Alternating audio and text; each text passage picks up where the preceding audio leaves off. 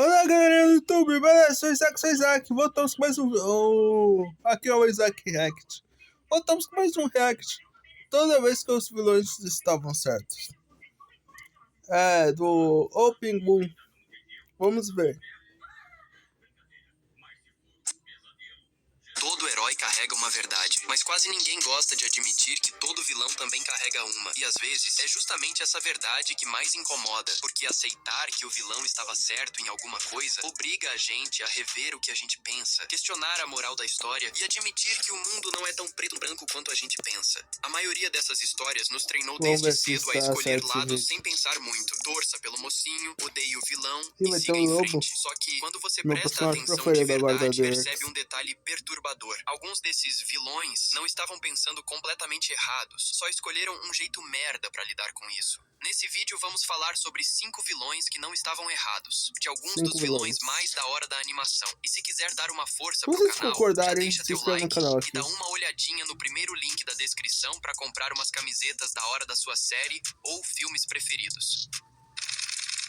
Ken costuma ser apresentado como o cara problemático, quase um vilão caricato, mas basta um passo pra trás pra perceber que ele é, na verdade, o único personagem tentando operar com alguma lógica nesse filme. Eu já fiz um vídeo inteiro explicando esse filme e vou deixar na tela final, caso não tenha assistido ainda. Do ponto de vista dele, a vida estava seguindo seu curso normal até uma abelha comedora de casadas se aproximar da namorada dele. Ele chega em casa e encontra a namorada dele e uma abelha em um clima de romance várias vezes. E pra piorar, o cara é alérgico a abelhas. No começo, o discurso da Vanessa parece até bonito. Aquele rolê de toda vida tem valor. Ótimo, aplausos. Mas chegar num ponto em que tu tem que reorganizar toda a sua vida, toda em torno de um inseto recém-conhecido que quer processar a raça humana inteira, é uma viagem absurda. A gênia da Vanessa cancelar planos com o namorado e passa a defender Barry com mais empenho do que escuta o próprio namorado. Ken não está surtando, ele só está pensando como uma pessoa normal que tá possivelmente levando chifre de uma abelha. E quando ele chega em casa e encontra a tal abelha sentada na cadeira dele, brindando, rindo e agindo como se ali fosse seu lugar, nus, é óbvio que eu também ia querer matar essa abelha. Já não basta ser corno, ainda perder pra uma abelha é humilhante demais. Eu ia preferir acabar com aquela abelha antes que alguém ficasse sabendo da história.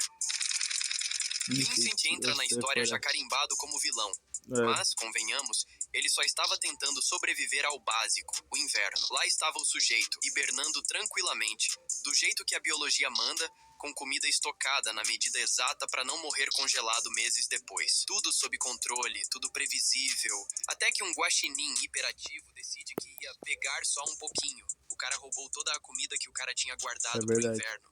Pra piorar, o maluco ainda acorda o Vincent antes da hibernação acabar. Acordar um urso antes da hibernação não é inconveniente. É sentença de morte lenta. RJ não só rouba tudo como, na tentativa de consertar a própria bagunça, destrói o que restava. Se um maluco roubasse minha batatinha e ainda me acordasse da minha soneca, eu ia querer acabar com ele também.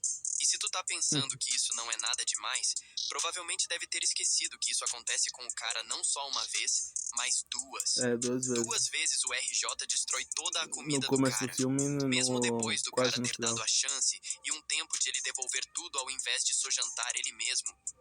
Ele deveria ter jantado. Diferente dos outros, Morte nem deveria estar nessa lista. Ele não é vilão, não é herói, não tem arco de redenção, nem crise existencial. Ele só faz o trabalho dele. Entra, coleta a alma, sai, pontual, eficiente e só. O problema começa quando alguém decide transformar a Morte em piada recorrente. E aí, curiosamente, a Morte resolve parar de ser neutra e virar pessoal.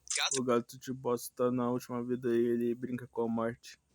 De Botas passou a vida inteira tratando suas 9 vidas como se fossem moedas infinitas de videogame. Se joga de penhasco, enfrenta qualquer ameaça e ri da cara do perigo, como se o fim fosse sempre um detalhe opcional. E a morte não aparece por crueldade, mas por ofensa. Ele deixa isso bem claro. Não é sobre matar, é sobre desrespeitar a própria existência. No fundo, Morte não quer punição, quer consciência. Ele surge como lembrete vivo, ou melhor, inevitável, de que viver sem medo não é o mesmo que viver sem responsabilidade.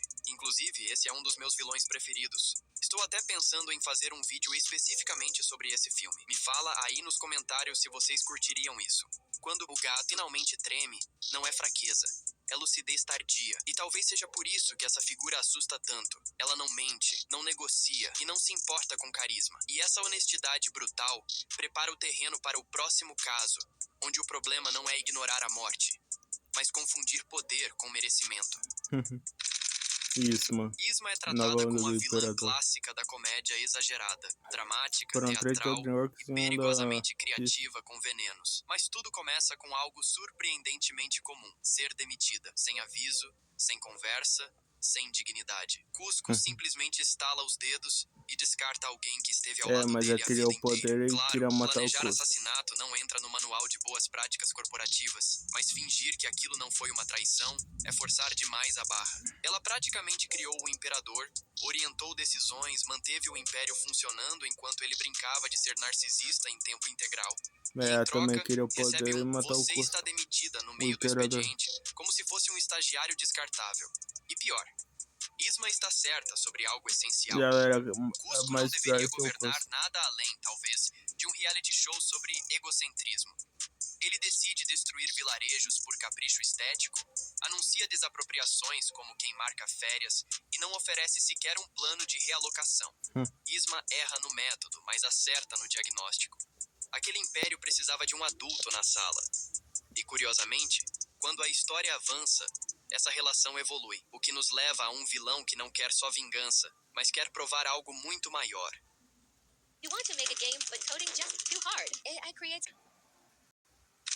Tai Lung não nasceu vilão. Ele foi construído com cuidado, treino intenso e expectativas absurdas. Desde cedo, foi tratado como prodígio, o escolhido, aquele que carregaria um destino grandioso nas costas. Shifu não apenas treinou Tai Lung, ele prometeu um futuro. E quando se promete algo assim a alguém, não se está oferecendo apenas esperança, mas moldando toda a identidade daquela pessoa em torno disso. O problema é que um não muda tudo. Quando Oogway nega o pergaminho do dragão, Shifu recua, não questiona, não defende, não explica, apenas aceita. E Tai Lung, que treinou até quebrar ossos e limites, descobre que todo o sacrifício foi baseado numa possibilidade que nunca foi garantida. A pergunta que ele grita não é raiva, é desespero. Quem colocou esses sonhos na minha cabeça? Um mentor sábio diria que frustração extrema costuma nascer não da rejeição, mas da expectativa mal gerenciada. Claro, sair destruindo vilas não é exatamente um pedido saudável de validação emocional. Mas ignorar a responsabilidade de quem criou aquela expectativa é conveniente demais. Tai Lung foi preparado para ser algo e depois abandonado quando não serviu mais ao plano. Ele não foi ensinado a lidar com limites, apenas com conquistas. E isso fecha um ciclo curioso. Muitos vilões não surgem do nada. Eles são empurrados até o limite. Um limite que, curiosamente, conecta todas essas histórias desde o começo. No fim das contas, o que essas histórias revelam não é que os vilões estavam certos em tudo. Longe disso. Elas mostram que ignorar dores, injustiças, limites e responsabilidades quase sempre cria monstros. Se esse vídeo te fez pensar, questionar ou até se enxergar em algum desses personagens, então deixa um like aí, na moral. Se inscreve no canal, ativa as notificações e clica no primeiro link da descrição se quiser comprar umas camisetas da hora. Então, gente, esse foi o vídeo. Espero que vocês gostaram. Ative o sininho, comente, compartilhe, dá uns likes. Eu sou o Isaac. Tchau.